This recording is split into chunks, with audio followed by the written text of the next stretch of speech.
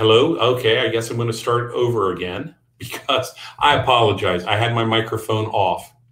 My name is Gary Siggers, and I want to welcome you here today to our presentation with Cindy Swearingen. I'm going to let Cindy introduce herself. She has a wide background, and I first heard her speak probably 7 or 8 years ago at a national conference down in Florida and was impressed with her then. She is going to tell you some things that may surprise you when it comes to human trafficking. We will have a question and answer session at the end, and you will also be able to access her PowerPoint and any handouts that she provided. So while you're listening to Cindy, if you have any questions, please go ahead and type them in, and we will get to them at the end of the session. So with that, Cindy, I'm going to turn it back over to you, and looking forward to this excellent presentation.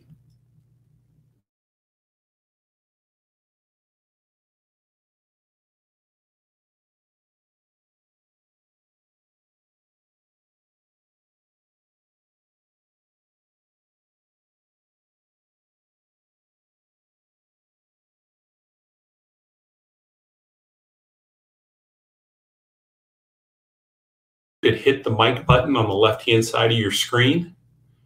It's on the left-hand side, a couple down below where it says record.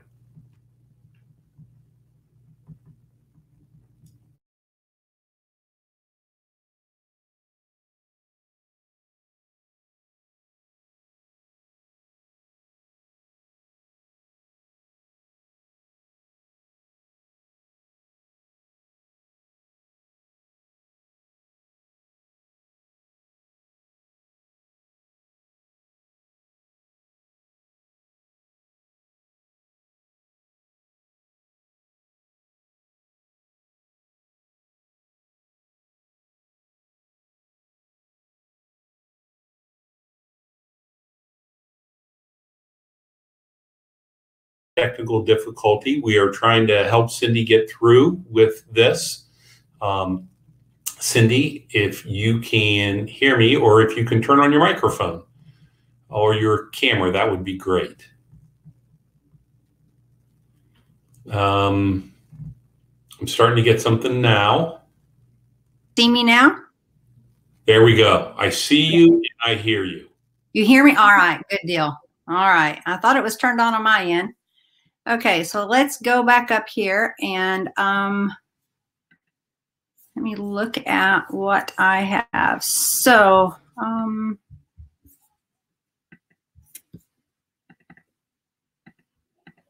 okay, here we go. I apologize for that. I hope everybody can hear me now. So my name is Cindy Swearingen. I'm a retired school superintendent from Oklahoma, over 34 years in education. I am now the Assistant Executive Director for the Office of School Safety and Security at the Oklahoma State Department of Education. I started out as a first grade teacher, counselor, principal, director of special services, and ended my career as a school superintendent, and now working in the field, working to provide safety and security training to all schools in Oklahoma. In the past, I've done a lot of work for FEMA and the REMS TA, REMS technical assistance, providing training, as Gary said, all across the states, or all across the nation. So with that said, as we move into this subject, some call it heavy. That was kind of one of the words that was used. But I want to recall that this is a trigger warning, and some of these contents may trigger trauma. So please exercise self-care as we go through this training. So what this is and what this is not. This is simply awareness. This is the 30,000-foot overview, because each subsection taught today or talked about today could take its own day of training. So this is just simply awareness, information, some statistics and facts, and it's needed. It is needed in our public schools. I don't know how many times I've talked to superintendents like, no, it doesn't happen here. Yeah, it does, or it could. And so it is needed. And it is to provide resources for additional learning opportunities. And that's my big takeaway: continue learning. There are so many platforms out there and organizations that will provide training. You just have to reach out to them. So this is not by any means the end of your training on this. I hope that this allows platform for discussion. That is what this is. I hope that you take this back to your school and you really develop some discussions about this and bring in some more training. What this is not going to be opinions. This is not the Cindy Swearingen, what I think about it. It's not judgmental. By no means are we judging anyone that's involved in this piece. That's not our place. Our place is education. There's no hidden agenda. It's not political, and it is not a historical overview. Although I will say the historical overview is very rich. I'm currently taking a class at Oklahoma State University and to receive certification to become a certified trainer in human trafficking. And so the historical overview and worldwide view is a little overwhelming and daunting, but that's not what this one is. So with moving into that, what is human trafficking, right? Well, here the definition is: human trafficking is the business of stealing freedom for profit.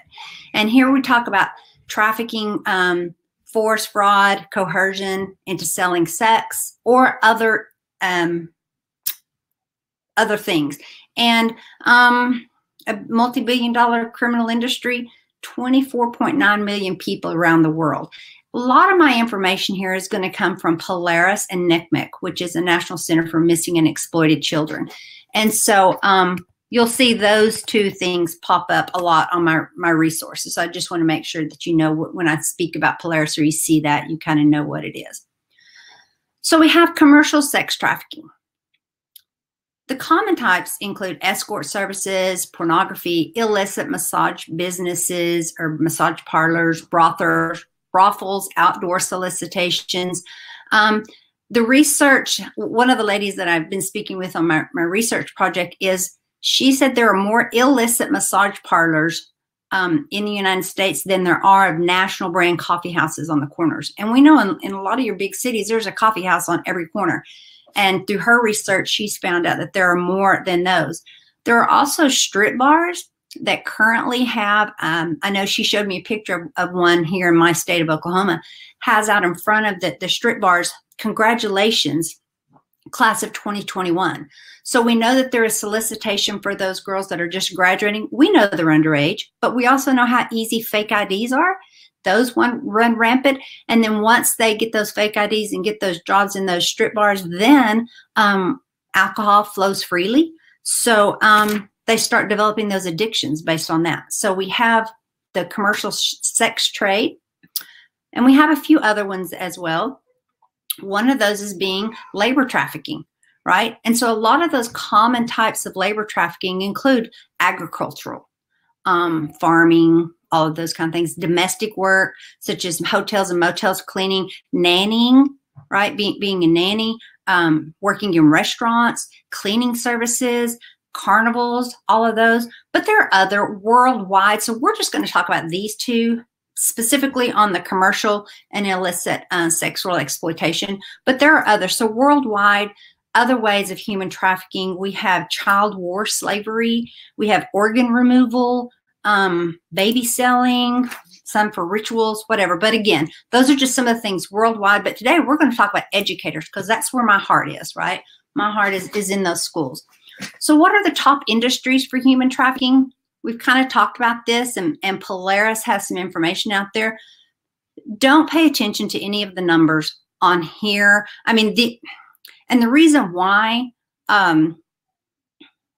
it's hard to get statistic and numbers in human trafficking. It's underreported. People don't freely give up that information. So it's hard to get the information here. But in labor trafficking, we have domestic work, agriculture, animal husbandry, and then those traveling sales crew. And again, sex trafficking, escort services, and then illicit massage, health and beauty. Those are very close. It just depends on what research that you look at. And then some of them are wrapped up in both the sex trafficking as well as labor trafficking, right? They're doing sex trafficking and part of laboring. And sometimes those in the labor trafficking element are also abusing those in the sex trafficking. We know there are sex shacks set up in some of the agricultural places where those people are being trafficked. And then at the end of the day, they may go to the sex shacks and you visit those issues. So it's very interwoven and it can be all inclusive as well. So let's look at the national data, again, from Polaris Project and Exploit No More. It's a $975 million industry in the United States, $150 billion. And this is just reported and estimated. It could be much more. Either way, it's very, very lucrative. It does fall behind illegal gun trade, and it's tied with illegal drug trade. So a person is sold, on the average, 5.4 times per day in the United States. Nationwide, or otherwise it can be up to more. They can be working at 20 to 22 hours a day. And some of those pimps or traffickers say it's safer to sell women than drugs because you don't have to run from anyone, right? And so you can sell a person many times a day. You can sell a gun once, and you can sell drugs once. And so the 2019 data, again, data is incomplete, but you can kind of look at those numbers there. And we have the numbers that are both sex trafficking and labor trafficking again. So there's a lot of people in it and a lot of money that is being made in this industry. So where does human trafficking happen? This is a heat map. This is 2019 from Polaris. And the top 3 nations from the U.S. Department of State says human trafficking in the United States. The 3 are the United States, Mexico, and Philippines. And the Bureau of Justice says 83% of those that are being trafficked in the United States are actually our U.S. citizens. So we know that it's happening here. And if you want more state-specific information, so here I'm just giving the Oklahoma spotlight from 2009 human trafficking statistics.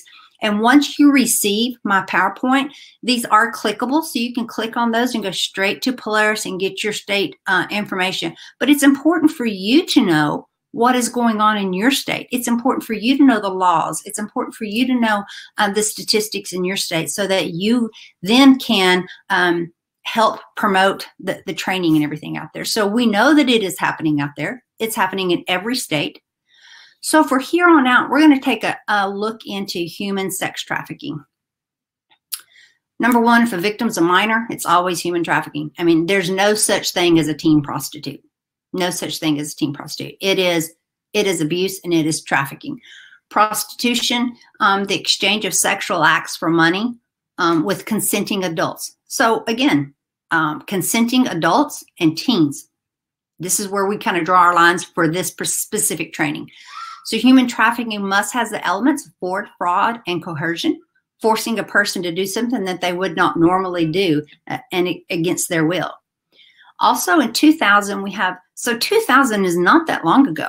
So when I was talking to a superintendent about this training, he said, where was this, Cindy, when we were in school? I graduated college in 1993. I finished my grad work in 1993, and in counseling, right? So I have a master's degree in counseling, and we never even talked about this. So 2000 is when the Trafficking Victims Protection Act came along, and the whole time I was in school, very seldom heard of it. The earliest I remember hearing from it was a few years ago when there was a law passed in Oklahoma that said that we may include human trafficking for professional development. That was all. I was like, human trafficking, why would we even do that? So we're starting to see a little movement come along, but there has to be an action, means, and a purpose. That's going to equal human trafficking. Have to induce, recruit, harbor, transport. Now remember, when we look at that transport word, smuggling and human trafficking are different. Smuggling is a crime against a border, whereas trafficking is a crime against an individual. So the action and the means by force, fraud, or coercion for the purpose of sex trafficking or labor trafficking. And so we have to keep that in mind as we move forward. How do they do this? What are the means of force, fraud, and coercion? Well, let's look at sex trafficking. They induce or exploit substance abuse issues. So they get them hooked on drugs. They start that addiction. Physical abuse. That's kind of that guerrilla tactic that they use. Sexual abuse, a lot of times they're sexually abused as they start going in, or as their trafficker or gets them, they'll abuse them first. That intimidation, then that emotional abuse too. That's kind of that Romeo type. If you love me, you know, and we'll get into that a little more. And then on labor trafficking, they withhold their pay and earnings. Like, okay, you owe me, I brought you over here, or I've done this, and you have to pay your debt bondage to me. Excessive working hours, 20, 22 hours is no big deal. Maybe they were smuggled in and they're going to report them to immigration. That verbal abuse, and that denies and withholds their needs. So those are just some of the top 5 ways that they do that force, fraud, and coercion. So I'm not going to take the time to really go over this, but I love this visual on sex trafficking and labor trafficking, this power and control wheel. Really talks about each one as we go around. So let's just look at that emotional abuse, right? They may humiliate them in front of others, call them names, play mind games, make victims feel guilty, right? And blame them situation. Convinces the victims that they're the only one who cares about them. So I hope that you take some time to really look at this. And again, this came from Polaris, and it's just a really, really good piece to spend a lot of time having that conversation about. So why sex trafficking? Well, again, we've talked about this, $150 billion worldwide and $975 million US. Pimps are making $300 to $2 million a year. And sometimes they may just have some stables. It's called a stable. And some of this terminology that you hear me say, I hope that you just, as an educator, I hope when you hear, if you hear this conversation going on in your classroom or see it written in journals or whatever, you just kind of get your spidey senses up and think, oh, hey, maybe I need to start paying more attention. But a stable, a pimp may have a stable of 4 to 5 people. But then again, a pimp may have, 20 to 30 upwards of more. So very lucrative. We've kind of looked at some of the weekly earnings in Atlanta. A pimp weekly earnings in Atlanta, about $33,000 a week, whereas in San Diego, they can make about $12,000 a week. And again, self-reported statistics, who really knows what that looks like? It is the fastest growing illegal activity. So before too long, we'll probably, these statistics will change a little bit.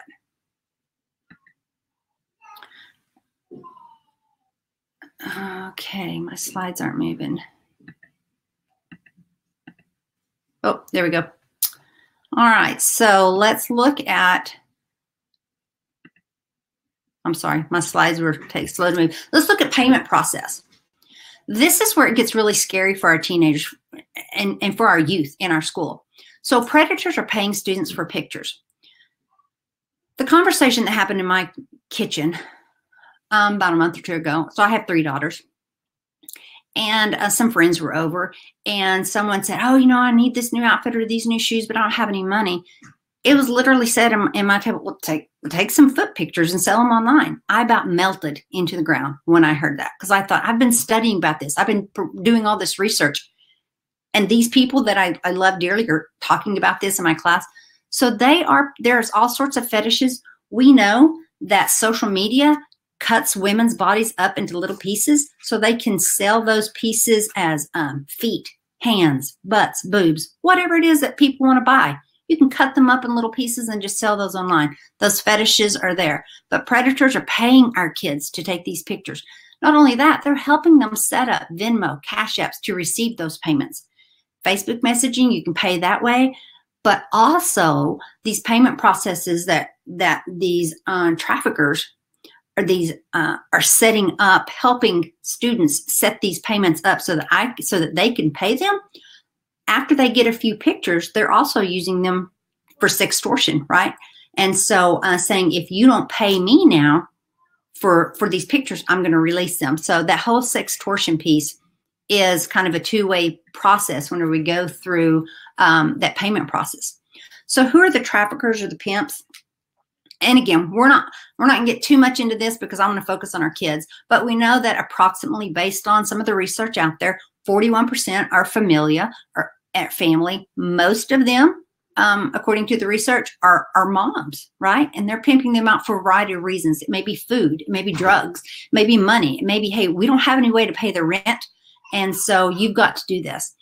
14% are those Romeo or lover boys who tell their girlfriends, well, if you loved me, you would do this. And you would, so that emotional bond with them. And, you know, you do this for a couple of years or 2 or 3 times, whatever, we'll get enough money, we'll move to wherever we want to move to, and we'll live happily ever after. So they use that emotional context there. 11% are friends or recruitment. And this could be from the gang portion or also the bottom bitch. And so the bottom bitch is like the second, is like the pimp or the trafficker's like secondhand person, right? And so they kind of do that recruiting. And so those bottom bitches are in our schools, right? And so they may come to school with like new nails or new hair, new Louis Vuitton purse, whatever. And that, man, I like that. She said, well, I can get you one if you will just XYZ. So the recruitment is going on in schools. We saw that with the whole Jeffrey Epstein piece, how they're recruiting those girls right there. They're recruiting each other. And then 34% are typically known. They're schools, churches, coaches, a variety of different aspects there. And so as we move on in to talking about who are our pimps, who are our traffickers, this is just some random pictures, right? So traffickers can be anyone. Everyone can be a pimp. All races or ethnicities, all ages. They can be rich, poor. It doesn't matter. Traffickers and pimps are who they are. The top one is just a reel that I took off of the human trafficking ring that was busted in Dallas, Texas. Had some ties to Oklahoma. There was a little girl who was an 8th grader at a school in a very small rural school. Parents got divorced. They moved to Dallas. The school kind of lost contact. There was no records request for them. Assumed the little girl, you know, didn't know what happened to her. And then a year later, they found this ring busted, and she was actually prostituting out of a hotel in a very small community in central Oklahoma. So it can be rings, sex trafficking rings, or it can be the mom at the bottom. This is a picture, a mugshot of a mother who was selling her child, right? A very, very young child for sex. So traffickers can be anyone.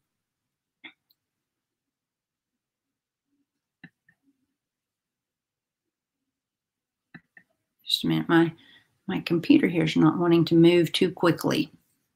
So who are the, let me just move on here. Who are the buyers? Again, I'm not going to spend a whole lot of time. One of the things that really hurt my heart when I was listening to Mike Snowden teach, he's Oklahoma Bureau of Narcotics in the human trafficking sector. He said, you know, a lot of times people think of those white vans that steal our kids and put them on an airplane and ship them across. That does happen, very small percentage, but typically it is our sons and our daughters victimizing our sons and daughters, right? It is people in our state, in our community, people that we know victimizing our sons and daughters. Also, research says that it is, they're highly educated, typically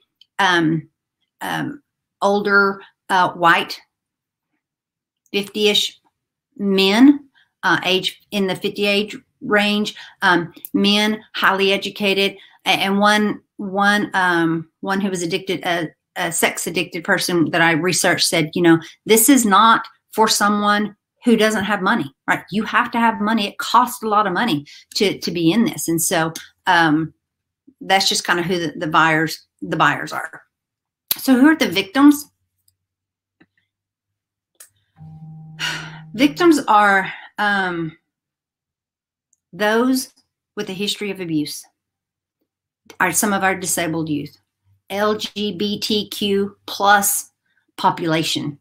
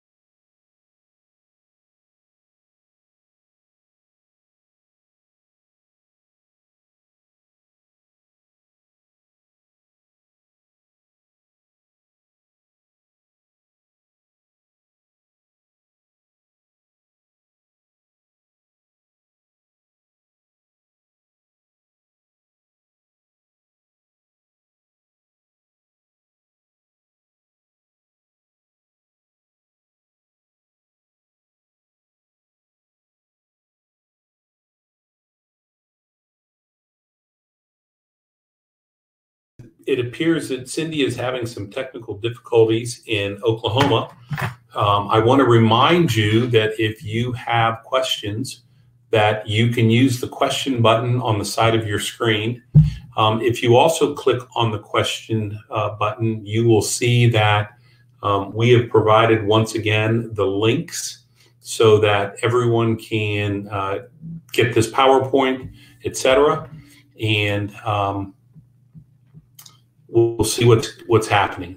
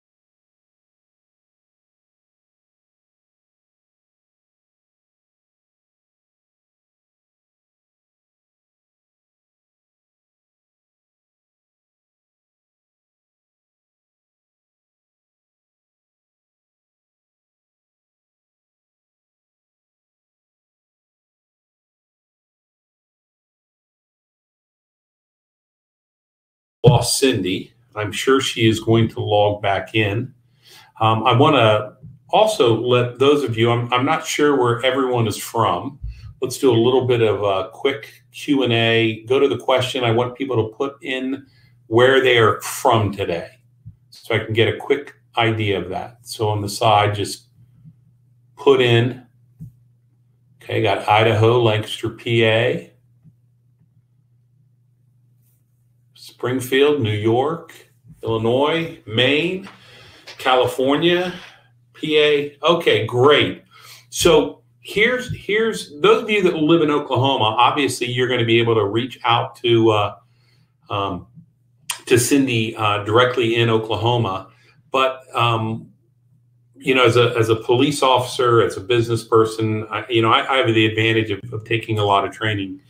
Cindy is back. Back. All right. Okay, Cindy, I was having to wing it. I'm telling you, I'm so glad to see you again. I don't know what happened. I don't know where we left off at, but I'll just pick it here. That's okay.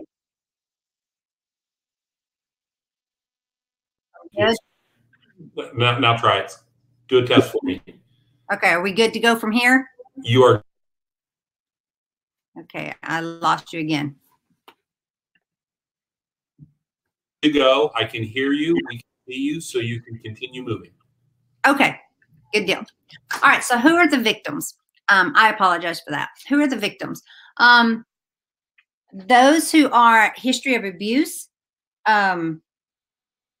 disabled youth, LGBTQ plus, involved in the system we talk about, English language learners who may not understand what's being told to them, homelessness, special needs, those with developing addiction, and 96% of our victims are females. 50% are under the age of 18. So those are ours, right? Those are our babies. And then they're lured with false promises. And so emotional security, average entrance into sex trafficking is 11 to 14 years old. So if you're an educator, you have seen Maslow's hierarchy of needs, or you have at least heard of it, right? And so they use this piece on human trafficking. We all need those biological and physiological needs: food, water, sleep. That's kind of where that and that safety, that's kind of where we talked about that survival sex comes into to play. We want to be safe. They often tell their kids, hey, I will rescue you, right? You got abusive parents, you live in a bad home, come with me, I'll take care of you, I'll rescue you. They just want to be loved and belong, and maybe the pimp or the trafficker will start spending time in the grooming process is coming in here. It doesn't happen overnight. The grooming process is a long, slow boil, and it leads up to start spending time with them, engaging in their life, buy them those expensive clothes, flattery, jewelry, all those kind of things, which leads to the recruitment part. And then that self-actualization is, man, someday we're going to live happily ever after. So I've got a few more pieces here on Maslow's hierarchy. So how are sex trafficker victims lured? We've seen this. This was an actual quote of a pimp, of a convicted pimp. He said, my job is to make sure that she has what she needs. Her personal hygiene, I get her nails done, take her to buy her an outfit, take her out to eat, make her feel wanted, but then I keep the money. So we talk about those behavioral needs, the psychological needs, safety and security needs as far as this end. And so, you know, it's just very important to know that piece as we move through. So how do traffickers, predators is a better word. How do predators have access to our kids? Well, on the left, you know, the apps, social media, this thing right here can get so many people in trouble. And this is old and outdated. It was updated July 19. Probably some of those are already outdated. They've changed their names. There's so many more added to there. But just know that's a whole nother training. We in Oklahoma have developed a whole training on social media and educators, how it affects kids. But nowadays, let's think about COVID. Our kids are on the computer all the time, right? That has kind of led them to it. So the social media, the burst in social media has really led our kids to that. So again, we do have a porn-ready culture. And again, not to judge anybody who, well, I'm not going to get into that, but there is a porn-ready culture. Porn sites get visited each month more than Netflix, Amazon, and Twitter combined. That statistic first came out by the Huffington Post in 2013. Now, it's still the same, right? And I know that a lot of people visit those three elements. And so porn sites get visited more than 90% of porn scenes involve physical or verbal aggression towards women. That was from Gail Dines. So the porn business actually targets the 11-year-old boy. So if a boy starts watching or getting involved in pornography or sexual apps, videos, whatever, by the time he's 11, by the time he's old enough to start having a sexual relationship, he's got years behind him of watching physical and verbal aggression towards women. So what kind of mindset does he have? And we know that 1 in 5 mobile searches are for pornography. So some of the other thing is sugaring, you know, like the sugar daddies. And we know that those sugaring people are looking for EDU, which is a lot of times college emails. And some of those college kids may be our kids, right? They may be taking college as sophomore in high school. And then again, just be aware of some of the TikTok trends. They may end up on Pornhub. Oftentimes they do. So you have the red light, hashtag red light, which to a young middle school kid doing a red light TikTok trend may seem enticing, but you take a picture of yourself, then you stand in the doorway and use this filter that you have to go someplace else and get this red light filter, and they're undressing and they take a naked picture of a silhouette with a red light behind them, and then another picture of them with clothes on. They think it's funny, but there are so many ways that you can go online and learn how to remove the red light from that app, and without knowing it, they're actually creating points. So I can go in and easily remove that red light on there when they are naked and actually get a naked picture of them. A lot of those wind up on porn, on Pornhub. There's Grip Talk, the Archback Challenge, the Naked Challenge, the Waitress Challenge, where they're dressing up as the sexy waitress or whatever. A lot of those are being taken off of your social media sites and being put on Pornhub, unbeknownst to that person. And one of the things we have to talk to our kids is online records, you know, they don't disappear. They're there forever. And so they can show back up later in life. And you may not want that happening. So I mentioned grooming and recruitment is a long-term process, right? They target the vulnerable populations and they frequent the locations. Where are those people at? Well, they're at schools. They're at malls, they're at bus stations, they're at group homes, they're at shelters, and they talk about that. They can reach them on social media, internet sites, chat rooms, apps, games. So they may be playing a game, but there's that whole chat piece on a gaming device, and text messages, all of those. Again, we can have that grooming and recruitment through our peers and classmates. There's some gang involvement recruitment, relationships, again, we talked about family, that romance piece, psychological manipulation. One of the things that they do on that psychological manipulation is they use our vulnerabilities. So as a young girl, I may post a picture and say, I hate my butt. It's so big. And someone may pick up on that and say, oh, I like big butts. You know, your butt. Well, send me a picture of your butt and in your jeans. And then it's like, well, okay, your butt's not, I love big butts and it's not big. Well, now send me a picture of your underwear. And then it moves on in. Your butt is beautiful. I love you for what you are. And then pretty soon they're sending naked pictures. And then that's when it turns back into that sextortion. Again, that survival piece, that sugaring piece. I know one of my friend's daughter is a college student, and a lot of her friends do the sugaring because they can't make it going to college, and it's like an escort service, but you know, it is what it is. And daddy, a lot of the pimps and traffickers like to be called daddy, but what we're seeing is even in middle school, some of our little 6th grade girls that are dating the older boys, the 8th graders, are calling them daddy. So again, we have to think about that porn culture and what are we moving into.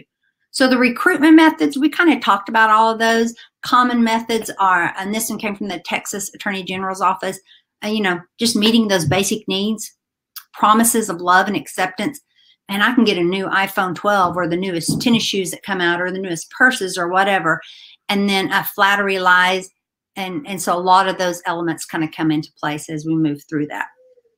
Another thing is tattooing. And this one came from Truckers Against Traffickers website. And so I really like this, but it's also called branding, right? So the pimps or the traffickers may brand their girls. So traffickers, sometimes it'll be chains. Sometimes you'll see a barcode with money. Sometimes that's what it costs to pay out of debt bondage. The crowns, pornographic just words that are written on there. And so you have to kind of think about that. But it's not always tattoos, right? Some of the branding elements are now the ultraviolet tattoos, where you can only see them with an ultraviolet light in certain places. Dermal piercings. Some pimps, traffickers, have their stable or their group girls all wear certain kind of dermal piercings or wear their hair the same way. And again, by no means are we saying each of these individually mean that you're being human trafficking. By no means are we judging anyone with a tattoo, right? By no means are we judging anybody. These are just little bits and pieces that we can put the puzzle together and just we just need to be aware of what's going on in this world that for me is so different than my world. So let's look at online enticement. 63% of teens know how to hide what they do online. So as a parent, as a teacher, they may be doing something, nope, it's not there, and I can't find anything on there, but they can hide it. 34% of children ages 10 to 17 have received unwanted sexual material online. And then 82% of predators, this is from predators who are in prison, who have been reviewed, who have been researched and interviewed, are saying 82% of them use social media to find out about those likes and dislikes. Again, my butt is big. I wish my legs were skinnier. I wish my hair was, wish my eyes were larger, whatever. So they're finding out that grooming piece comes into play there. 65% use social media to gain home and school information. Those locations, right? Where do I go to school at? Where's my home? I mean, I'm giving that information freely. I'm putting it out there all over different social media places. And then those locations like snap mats, all of those kind of things, we turn on that location device, people can know exactly where I am. And then 15% of teens ages 12 to 17, these are middle school kids in this starting, right, have received sexually nude or semi-nude images of someone that they know. It's becoming normalized, right? So that Snapchatting, all of that kind of stuff is becoming normalized. It's no big deal to get naked pictures of each other. So how has COVID-19 impacted our online enticement? Well, Polaris has said since COVID happened, there's been a 93% increase of online enticement. So a 93% increase of predators reaching out to our victims of our kids. One of those reasons is because there are higher use of technology. Kids are doing virtual school. They're alone time, right? They may be in their bedrooms doing, they can't go anywhere, have not been able to go anywhere. So there's a lot of alone time, a lack of supervision. Man, sometimes it's just grief and loneliness. I know I was missing my grandbabies terribly, just missing people in general.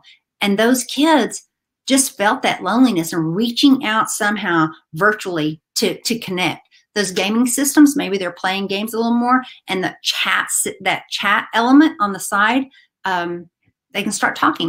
And then those apps, man, they're taking apps and pictures and all of those kind of things. And those apps and pictures, so the latest research that I found was 74% of Snapchats is selfies. And there's 93 million selfies taken each day. So there are pictures out there. The providers, those social services providers are overwhelmed because there's been a 93% increase of enticement and just that grief and loneliness. So the providers, the ones who help do those safety plans, help with all of that, are now overwhelmed. There may have been a loss of income at home. They may have lost their home, right? Financial instability and evictions. And if they're stuck at homes, maybe they're just on this thing right here a little more, or they're on their laptop that they do their homework on, and maybe they're on searching out websites like TikTok and fans only. And so some of those lead to some bad things. Not all of them, but it can. So what might human trafficking look like in school? Well, we have that, and this came from the Texas School Safety Center. They have great information as well. But that academic piece, and this is a sudden change in behavior. This is not one who's always been this way, but all of a sudden we have a sudden change in behavior, academically unengaged, performs under grade level, a sudden change in academic performance. The behavior, maybe all of a sudden, hey, I can't look you in the eye, guilt, remorse. I may have gaps in memory. I may not know where I was last night, what I did this weekend. And, you know, I may recoil from being touched. There may be visible scars or bruises. I may appear malnourished or show signs of drug and alcohol addiction. Again, these are new changes, and then some behavioral and some social. That social partner has a much older partner and lives in an unstable or abusive home and has a sexual online profile. Maybe that older partner will show up at their school events, or maybe they're involved in athletics and they show up there, and then they can't commit to anything without talking to their boyfriend or girlfriend or something like that. So that's just one way of what it may look like. Again, some other red flags. We talked about some of these unexplained injuries. Maybe they start having marks on their arms, right, where they put their arm up and try to protect themselves. So look for those kind of things as well. Maybe they have extra burner phones, right? Maybe they're carrying around a couple of cell phones. Maybe they have cash, lots of cash, or gift cards, or some hotel keys, and maybe they start wearing provocative clothing. So there are just some red flags that we just need to start paying attention to. And what are some implications for schools? So as we start going through this implication for schools, let's think about that, and what does that look like? Well, number one, they are contacting students within our school system. We have to come to terms with that. There's the bullying, the cyberbullying, the grooming. And guys, the cyberbullying, they can't get away from it, right? It's not like when I was in school back in the 80s. I could go to school. If I had a bully, I could go home after school and get away, not worry about him for the next day, right? Now, with this thing and with social media and everything, it is 24/7, right? Not only that, the cyberbullying, the filters that are on, everybody looks for that picture of perfection, right? And you're never going to get there. And someone's always gonna look different. There's also the hidden porn that comes with that bullying and cyberbullying, and even that communication piece. And again, I said here in Oklahoma, we have a whole training just on some of that.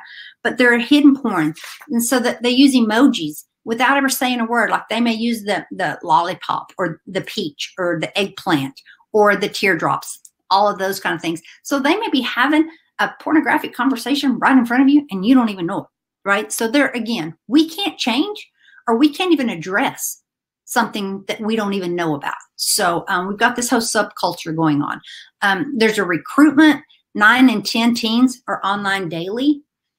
Our kids that are being targeted are just reaching that puberty question, that whole feeling of puberty, changes are coming on, they're questioning things. And so we have to realize that. And sometimes they may be having more sexually transmitted diseases, so they may be going to the school clinic more. And the number one thing that we can, for implication in schools, is to expect it, because we need to expect it, because it's either is happening or it's going to happen. So what can schools do? Well, I know here in Oklahoma, we're a mandatory reporter. We have to report it. We have to report it to law enforcement, right? And so we have to, if we think it's abuse, we have to report it to law enforcement. We have to report it to DHS, Department of Human Services. So you need to know what your school, what your state requires. Also, another thing schools can do is climate and culture, right? Develop a climate and culture program where we talk about healthy relationships, where we talk about bullying and violence. We can also learn about trauma-informed language, right? How does that look like? How can we develop a multi-tier system of support for students who may be involved in human trafficking? Our ACEs, right? We need to learn about advanced childhood issues that we have to look at. So experiences. So we need to think about those too as we move through. Don't act like it's not stopping. It's not happening here. We've got to quit sweeping it under the rug. I had talking to one superintendent, and he was highly indignant and highly, offended that I even brought the subject up to talk to his staff about it. He was like, "It's not happening here." And that was, it's like, okay. But don't act like it's not happening. Initiate those school-wide awareness and prevention and intervention, that's trauma training, all of that. Keep reaching out, keep training your staff is the number one thing that we need to do. Show you really care. Where are kids most of the day? They're at school, right? Teachers, staff, not just certified staff, not just certified teachers, but there are staff. We're with our kids all the time. So really care about them. And one of the survivors that I talked to in my research, she said, I hope that I ask every one of them, what do you want me to tell educators? It was and many of them said, I want them to learn, take these trainings. I want them to talk to me. I want them to ask me questions. Maybe not ask me directly, hey, are you being trafficked? Are you being sexually exploited? But ask me, what did you have for breakfast today? What did you do this weekend? Talk to me. Ask me. Ask me those things. Stay involved. Build that trust with me, just like that predator or that human trafficker did with me, and give me someone, a champion that's in my corner. And then get involved. Get involved in training. Get involved in information. Find out what's going on. Most important thing, again, is know your local and state laws. What are your reporting laws? What does the response look like in your area? And then what kind of educational curriculums can you teach? Some states will only allow abstinence. Some states will allow sexual exploitation training for certain grades. It's going to be different, as many different states as there are. It's going to be different. And then recovery efforts. So we don't talk about rescue them, we talk about recovering them and providing them supports, right? Providing them exit strategies. We need to help them recover from the trauma. Be sensitive to their trauma. Their trauma is not the same as our trauma, but it doesn't make their trauma any less important than our trauma. So again, that trauma-informed training is vital that we think about that. Add an annex of human trafficking in your schools to your school's emergency operation plan. Readiness Emergency Management for Schools Technical Assistance, or REMS TA, has a great program, a little white paper on how to add that human trafficking in schools annex to your emergency operation plan. Contact your recovery experts prior to needing them, right? At the time of, we always say in emergency management, the time of a crisis is not the time to start exchanging business cards, right? Know who they are. Know your resources and your planning process. So have that annex in there, know who those resources in, and then by all means don't try to do this all on your own, because we can re-traumatize our kids if we think, well, we're going to develop those relationships and start talking about that. Most teachers haven't been trained in like forensic interviewing. So leave that to the experts, right? And then above all, do not judge. Do not judge our kids, because we don't know their past and why they are in this place that they are. There's some national reporting aspects. the National Human Trafficking Hotline. There's a text piece, there's an email, and then the National Center for Missing and Exploited Children. Again, by all means, if you think a child is in immediate danger, always recommend you calling your Department of Human Services as well as local law enforcement to make sure that our kids are safe. So if you get this email, these are clickable. There's some human trafficking training, some really, really good training out there. And I just learned about 2 new ones yesterday in some research projects that I was a part of. But these are really good. I have personally all access these: Polaris, NCMEC, Love is Respect, World Without Exploitation. They have some amazing videos from survivors and just some.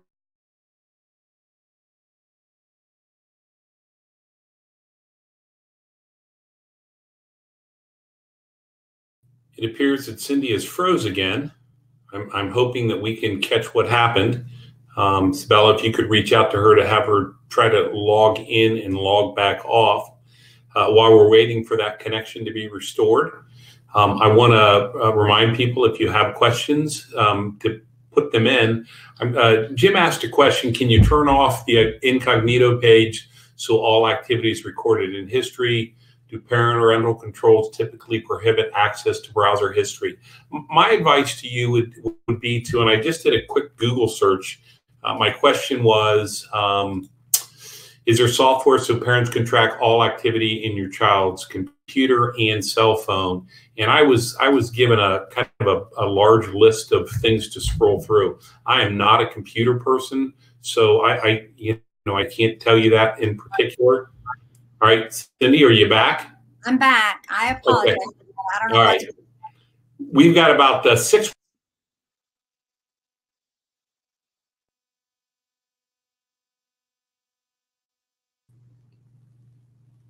Go ahead and get started, Cindy. Okay. So the U.S. Department of Education has a safe and supported, from their Safe and Supported Learning, has a book, Human Trafficking in American Schools. And so highly recommend that you reach out and look at that. There are some really good fact sheets. RIMS TA has Human Trafficking 101. U.S. Department of Ed has a fact sheet on human trafficking in schools and another fact sheet, and then integrating human trafficking in school EOP. So those are some really good. And we're going to wrap up with this. The world will not be destroyed by those who do evil, but by those who watch them without doing anything. Albert Einstein. Rosa Parks said, you must never be fearful about what you are doing when it's right. And helping our kids, protecting our kids, recovering our kids, providing them exit strategies, that is what's right. Your silence gives consent. Think about that one from Plato. And then Martin Luther King Jr. said, our lives begin to end the day we become silent about things that matter, and our kids matter. So we encourage you, see something, say something, do something. So with that, here is my contact information. Feel free to reach out to me at anything. I will try to follow up with any questions that don't get answered here today. And I do apologize for the connectivity. There's a lot of wind here in Oklahoma today, so maybe that's causing the issues. I'm not real sure. All right, Cindy. Well, thank you very much. A lot of great information. One of the things I want to right from the beginning, you said this, and I think it's so important to hear. There is no such thing as child prostitution. If a child is engaged in sex for money, they are a victim of human trafficking. The other thing is, obviously, the people who said they were from Oklahoma, they can contact you, and probably you can come out and talk to them and their staff anytime. Yes. But for those who aren't fortunate enough to live in Oklahoma, I know that your state attorney general is often a good source for information, as well as with me being a school resource officer, I've had the Ohio School Resource Officers Association have given that kind of training. Maybe you know the answer to this question. I'm going to do 3. We have 3 questions, and I want to hit them real quick. The first one is, question is, have studies been conducted to determine the strength of religious belief system of those people involved in human trafficking? So does religion play a role in So that's interesting, because I have to do a paper for my class, and I was actually going to do the paper on satanic and religion, what areas that play on. And what I found is there's a lot of religion that utilizes sex. We've seen that in some of the cults and stuff. There is some. I also interviewed 2 sex addicts who are now preachers, and so they had some really good information on there. So there are some studies out there. I don't have those information, but if you will email me, whoever asks those questions, I will put you in contact with those 2 preachers who are involved in sex addiction recovery, and certainly can get you the information. Okay, and TikTok is really popular. Why is red light offered or permitted? Why can't they just turn off that feature? And again, parental controls, Well, right. So on that red light, you have to go outside of TikTok to download another app, and it's the red light app. So it's not on TikTok, and TikTok has come out and said, hey, we don't support sexual content. Specifically, we don't support underage sexual content. So they've said that, but it is taking a secondary app and using it within another app is what's causing that problem with red light. You use the word sextortion, and we have seen that happen over and over again, where young boys searching for porn, somebody contacts them, says they're a female, sends the boy a nude photo that they got offline. Say, hey, you send me one. The boy sends a photo. A lot of times we think of, human sex trafficking. We always think of females, but males are sex trafficked as well. And then what about with you being in Oklahoma, being some rural areas, how much are we seeing of the labor trafficking in our schools? We see a lot of the labor trafficking in our schools. We see agriculture. We have a lot of feed farms, like pig farms, chicken farms, a lot of those in our area. And so we see a lot of that. We used to think those migrant workers. But so being in rural areas, you do see a lot of that. You see a lot of the cleaning, right? A lot of the hotels, the cleaning, the janitorial services. And so a lot of those aspects are there, and they're right in front of our face. And, we just don't even know it. Well, we have to look for it. We have to be aware. And I really hope that because we are quickly coming up on our hour mark, we've had over 80 people involved in this today. This, again, was the view from 10,000 feet. Yes. I hope they do reach out to you. I said, I know you mentioned in Oklahoma you're teaching your schools about social media awareness. Is there a website or advice I can forward to my teachers? I know they're requesting information. So what are you recommending on this whole internet safety thing? Of course, I would recommend, if you're in Oklahoma, reach out to me. If you're not, reach out to your state Department of Education. Ask them if they have anything. I know there are a variety of advocacy groups that have, like DIVAS, domestic violence organizations they have one of the great presentation that I have that I can send you. It was from the Oklahoma DIVAS, which is domestic violence organizations. And so there are lots of webinars out there. And again, reach out to me and I'll send you what I have. One of the things you had in your slide was the National Center for Missing and Exploited Children. I imagine they have a lot of information yes. to look at. And, if no matter what state you're in, check with your state. In Ohio, it's the Ohio School Resource Officers Association. There's the NASRO, but there are so many people out there. And I'm going to be 100% honest with you. Social media today is like gang awareness back in the 80s. Right. You almost have to be on top of it every single day because it changes so quickly. Technology moves so quickly. And, even the rules on if a teacher takes a phone from a student because they think there's evidence on there, what they can and cannot do. So, just like the REMS TA Center and the U.S. Department of Education say, this is why you have a relationship with your first responders, your police and your fire, because they are going to help guide you so that you don't make mistakes, so that we can, I can say this because I've been a police officer since 1990. In the old days, we used to arrest the prostitutes because we said they were the criminal. And, right. And that's changing. Yeah. And so, that's what the bottom line is, if there are kids that are putting themselves in a position where they could or are being exploited, we want to make sure that we're not punishing that child. We're going to make sure that we're helping that child. Right. So, and so we've got the demand, right? So we have to stop the demand. There are states that are developing some what's called John schools, but it may be a $150 ticket if you're a John and you're buying a prostitute. And so, again, the law comes down and arrests those girls or those boys. Those are the victims, and everybody else is getting away with it. Right. So we do see the law starting to change, and we hope that that's changing. Okay, well, Cindy has left her information up there. When you download her slide, it'll be there. And I can tell you that Cindy and I exchanged emails about I think the last thing we talked about was bond making. So Cindy is definitely a subject matter expert on school safety. So Sabella, with that, if there are no more questions, we thank everyone, and you'll be getting notifications of the next sets of webinars that are going to come up in April. So thank you very much, and have a wonderful, wonderful weekend. Thanks, Cindy. Thank you. Bye-bye.